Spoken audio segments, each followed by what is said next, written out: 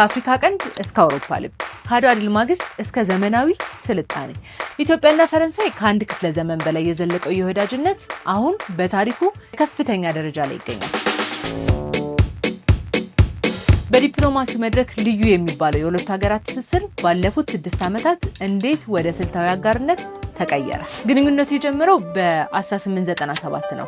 ፈረንሳይ በአዲስ አበባ ኤምባሲዋን የከፈተች ቀዳሚዋ ሀገር ነበረች። የአዲስ አበባ ጅቡቲ የምድር ባቡር የዚህ ወዳጅነት የመጀመሪያው የኢኮኖሚ አሻራ ነበር። ኢትዮጵያ በአውሮፓ ወራሪዎች ስትወረር ፈረንሳይ የድጋፍ ድምፅ ሆናለች። አሊያንስ ኢትዮ ፍራንሲስ ደግሞ የባህልና የቋንቋ ድልድይ ሆኖ አገልግሏል። ነገር ግን ታሪክን ወደ ጎን አድርገን ወደ ዛሬው እውነት እንምጣ። የዛሬ 8 ዓመቱ ለውጥ ግንኙነቱን ከወረቀት ወደ ተግባር፣ ከሩቅ ወዳጅነት ወደ ስልታዊ አጋርነት ቀይሮታል። ፕሬዚዳንት ማክሮን ኢትዮጵያን እንደ አፍሪካ የለውጥ ምሰሶ አድርገው መመልከታቸው፣ ጠቅላይ ሚኒስትር አብይ አህመድንም ፈረንሳይ እንደ አውሮፓዊቷ የልብ ወዳጅ አጋር መቁጠራቸው ለዚህ ስኬት መሰረት ሆኗል። ፕሬዚዳንት ማክሮን በአውሮፓውያኑ 2019 አዲስ አበባ ሲገቡ ከ4 አስርት ዓመታት ገደማ በኋላ ኢትዮጵያን ይጎበኙ የመጀመሪያው የፈረንሳይ ፕሬዚዳንት ሆኑ።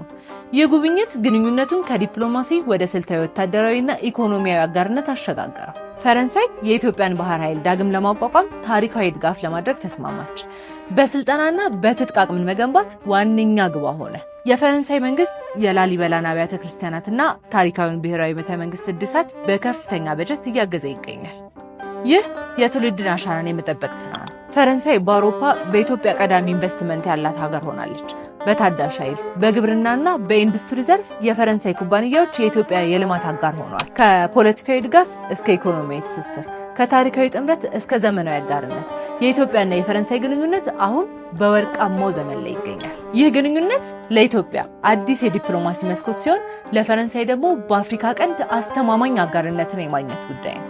ስለ ሀገራችንና ስለ ዓለማችን ሁኔታዎች በጥልቀት የምንዳስበት ኢቢሲ ስትሪም እዚህ ይጀምራል፣ እዚህም ያበቃል።